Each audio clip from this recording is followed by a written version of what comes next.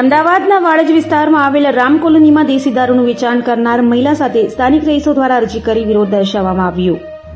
આ બાબતની વિગત જોઈએ તો અમદાવાદના વાડજ વિસ્તારમાં આવેલ રામ કોલોની સમૂહબેન દયાભાઈની ચાલીમાં રહેતી આશા કૌર નામની મહિલા દેશી દારૂનો ધંધો કરે છે અને જેના લીધે સમાજમાં આ ખરાબ દૂષણની અસર આસપાસ રહેતા બાળકો પર ઊંડી અસર પડતી જોવા મળે છે, જેને લઈ સ્થાનિક રહીશો દ્વારા આ મામલે વાડજ પોલીસ સ્ટેશનમાં અરજી કરવામાં આવી હતી અને સ્થાનિક રહીશો પોલીસ સ્ટેશન પહોંચ્યા હતા અને વાડજ પીઆઈ જોશીને આ બાબતે રજૂઆત કરી હતી। અગાઉ પણ આ જ મામલે વાડજ ખાતે અરજી કરવામાં આવી હતી, જે મુજબ આ મહિલા દ્વારા દારૂનું વેચાણ કરવામાં આવ્યું છે અને દારૂડિયાઓની અવરજવરને લીધે લોકો ત્રાહિમામ પોકારી ગયા છે અને જેની અસર રહેતા દીકરા દીકરીઓ પર પડી રહી છે, જેથી પોલીસ દ્વારા આ સ્ટેન્ડ બંધ કરાવવામાં આવ્યું હતું।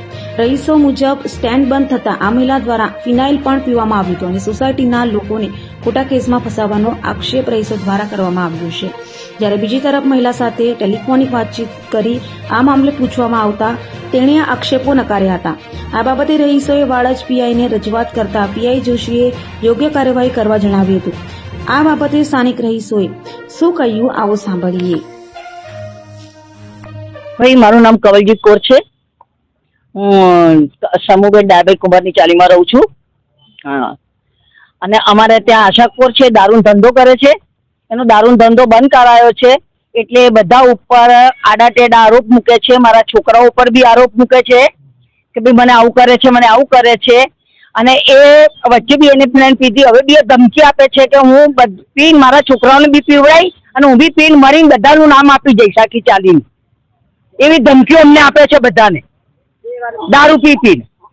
પોલીસ ચોકીમાં કાર્યવાહી કરી છે, અરજીઓ કરી છે અમે, શું એટલે અમારી સુનવાઈ થવી જોઈએ બધી બાજુ છે કે અહીં ના રહેવી જોઈએ, નહીં દારૂ ધંધો ના થાય અને ખોટા ખોટા છોકરાઓને ફસાવાના ધંધા આખી ચાલી કે ફસાઈશ, હું પીન મરી જઈશ, મારા છોકરાને બી પીવડાવી દઈશ, બાળી કૂટીશ, મરી જઈશ, ફાંસી લઈ લઈશ અને મારા છોકરાઓને બી ને હું બી, અને આ બધા છોકરાને ફસાઈશ નહીં જઈશ કે હું। નામ પૂજાબેન છે, હું સમૂહબેન દયાભાઈની ચાલીમાં રહું છું।